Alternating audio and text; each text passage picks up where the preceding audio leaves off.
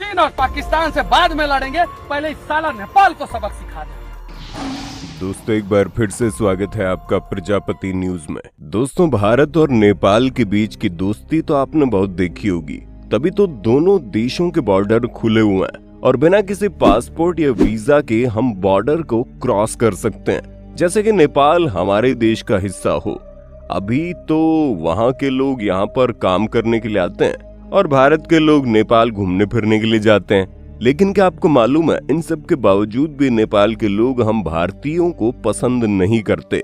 सिर्फ भारत के लोगों को ही नहीं, बल्कि नेपाल में रहने वाले उन नेपालियों को भी पसंद नहीं किया जाता जो भारतीयों जैसे दिखते हैं। पर आखिर ऐसा क्यों है? क्यों नेपाल के लोग भारत के इतने खिलाफ हैं, जबकि ये दोनों देश तो भाइयों जैसे हैं? आज मैंने आपका दोस्त विशाल प्रजापति इसकी पूरी जानकारी आपको दूंगा, बस मेरे साथ वीडियो में बने रहना। लेकिन हाँ, वीडियो शुरू करने से पहले एक छोटी सी रिक्वेस्ट है। वीडियो के नीचे रेड कलर का सब्सक्राइब बटन दिख रहा होगा, उस पर क्लिक करके सब्सक्राइब कर लें और साइड में बेल आइकॉन भी दिख रहा होगा, उस पर भी क्लिक कर लें ताकि आपको वीडियो मिले सबसे पहले। दोस्तों इतिहास में कई सारे ऐसे इंसिडेंट हुए जिसने नेपाल और भारत की दोस्ती ने मिसाल कायम की है। दोनों ही देशों ने एक दूसरे का खूब सपोर्ट किया, लेकिन अब मामला पूरी तरह बिगड़ गया है। माय रिपब्लिका के ऑथर नबराज लामा एक नेपाली सिटीजन है और उनका कहना है कि जब से उन्होंने होश संभाला है तब से उनके अंदर भारत को लेकर एक नफरत पैदा हो गई है। जब वो यूएसए और कनाडा जैसे देशों में गए तो उन्होंने देखा बहुत सारे नेपाली लोग इंडियन रेस्टोरेंट और उनके बिजनेस में काम कर रहे थे, जिनके मालिक भारतीय होते हैं। नबराज लामा ने जब उन नेपालियों से बात की तो उनका कहना था कि एक जैसे कल्चर, बोली, भाषा होने की वजह से भारतीयों के साथ काम करना आसान हो जाता है। लेकिन हैरानी की बात है कि भारतीयों के साथ काम करने के बावजूद उनके मन में भारतीयों के लिए गुस्सा और नफरत थी। लेकिन आखिर इस नफरत की जड़ क्या है? दोस्तों इसे जानने के लिए हमें एक बार नेपाल के इतिहास के बारे में जानना होगा। आज से करीब 200 साल पहले देखा जाए तो आज भारत में जो उत्तराखंड, हिमाचल प्रदेश, सिक्किम और पश्चिम बंगाल का कुछ हिस्सा है, वो इस समय नेपाल के हिस्से में आता था और इन हिस्सों को किसी राजा ने युद्ध जीतकर भारत में शामिल नहीं किया था, बल्कि ये तो सब अंग्रेजों की अक्लमंदी का नतीजा था। क्योंकि नेपाल साउथ एशिया का एकमात्र ऐसा देश था जिस पर कभी अंग्रेज कब्जा नहीं कर पाए। लेकिन जब अंग्रेज भारत की कीमती चीजों को अपने देश में भेज रहे थे, उसी दौरान उनकी नजर तिब्बत में पाए जाने वाले पश्मीना पर पड़ी और इसे वो लंदन भेजना चाहते थे।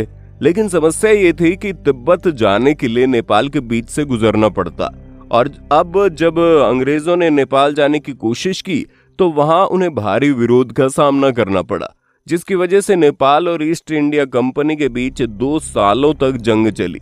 बाद में नेपाल कमजोर पड़ने लगा और दोनों देशों को आपस में समझौता करना पड़ा और उसी समय नेपाल ने एक संधि साइन की, जिसके तहत उसे अपने देश के कई हिस्सों को भारत में शामिल करना पड़ता था। और ये जो नेपाल के साइड वाले जितने भी भारतीय स्टेट्स हैं, वो तब जाकर भारत के मैप का हिस्सा बने थे। दोस्तों नेपाल की जनसंख्या 3 हिस्सों में बटी हुई है। मधेशी, ये वो लोग हैं जो भारतीयों से बहुत ज्यादा मिलते जुलते हैं, हिंदी बोलते हैं, इनका और हमारा कल्चर काफी सिमिलर है। दूसरे आते हैं पहाड़ी लोग, ये वो लोग हैं जो नेपाल को एक तरह से रूल करते हैं। राजा महाराजा और शूलजर वगैरह सब पहाड़ी ही होते हैं और ज्यादातर यही लोग हैं जो भारतीयों से नफरत करते हैं। और फिर आती है बाकी की जनजाति। दोस्तों 1950 तक नेपाल में आजादी नहीं थी, वहाँ राजशाही चलती थी। लेकिन जब भारत आजाद हुआ तो उसके बाद नेपाल में भी डेमोक्रेसी की डिमांड बढ़ने लगी। तब प्राइम मिनिस्टर नेहरू थे और उन्होंने भी इस डिमांड को सपोर्ट किया और तब जाकर नेपाल में कॉन्स्टिट्यूशनल डेमोक्रेसी आई, यानी राजा अभी भी थे लेकिन शासन डेमोक्रेटिक होने वाला था। कहा तो ये भी जा रहा है कि नेपाल के राजा नेपाल को भारत का हिस्सा बनाने के लिए तैयार थे, लेकिन पंडित नेहरू ने मना कर दिया। लेकिन फिर नेपाल में आए किंग महेंद्र, जिन्हें डेमोक्रेसी से कोई भी लेना देना नहीं था, जिसके बाद उनका सीधा कहना था कि हम राजा हैं और हमारा ही शासन चलेगा। ऐसे में जब किंग महेंद्र ने नेपाल से डेमोक्रेसी हटा दी और राजशाही वापस से शुरू कर दी, तो इस बात से पंडित नेहरू काफी नाराज थे, क्योंकि वहां पर जस्ट इलेक्शन ही हुए ही थे और नेपाली कांग्रेस मेजॉरिटी में बस आई ही थी। नेपाली कांग्रेस के ज्यादातर मेंबर्स वही थे जो भारत से पढ़े हुए थे और भारत की आजादी में काफी मदद की थी और उनके पंडित नेहरू से काफी गहरे रिश्ते भी थे। लेकिन भारत के राजा महेंद्र ने नेपाली कांग्रेस के लोगों को देश के दुश्मन और दलाल कहकर जेल में डाल दिया और यहीं से नेपाल के अंदर भारत को लेकर नफरत का बीज उगने लगा। और फिर किंग महेंद्र ने भारत में कांग्रेस के विरोधियों से दोस्ती कर ली, जिसमें सबसे बड़ा नाम आरएसएस का आता है। शायद आपको पता ना हो, लेकिन नेपाल राजा महेंद्र के समय से हिंदू राष्ट्र बन गया था और ये तब हुआ जब उन्होंने खुद को भगवान विष्णु का अवतार बताया। वहीं दूसरी तरफ आरएसएस नेपाल के हिंदू राष्ट्र बनने के फैसले से बड़ा खुश था। नेपाली लोगों का भारत से नफरत के बीच का एक कारण ये भी है कि नेपाल में जब कोई पॉलिटिकल रिवॉल्यूशन हुआ है, उसके पीछे भारत का हाथ होता है, क्योंकि जितने भी राजा महाराजा थे वो पहाड़ी ही थे और नेपाल की ज्यादातर आबादी ही पहाड़ी ही है, जो भारत को पसंद नहीं करती, क्योंकि ये पहाड़ी लोग नेपाल पर राज करना चाहते थे। लेकिन भारत ने डायरेक्टली और इनडायरेक्टली ऐसा होने ही नहीं दिया।